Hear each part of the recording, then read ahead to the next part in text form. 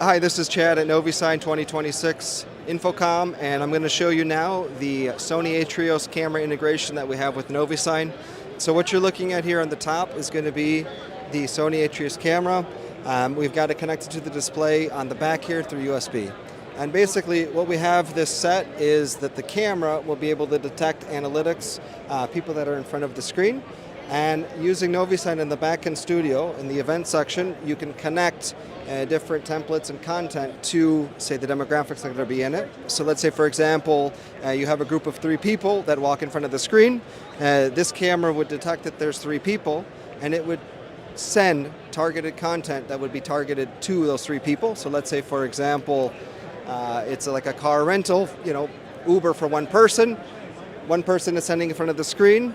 It registers one screen, and then it will send a car rental ad that's targeted for one person being picked up. So it's just a simple a camera that does the detectation, and then on the back end, the analytics, the data, the sending of the content, the triggering would all be done in the NoviSign platform.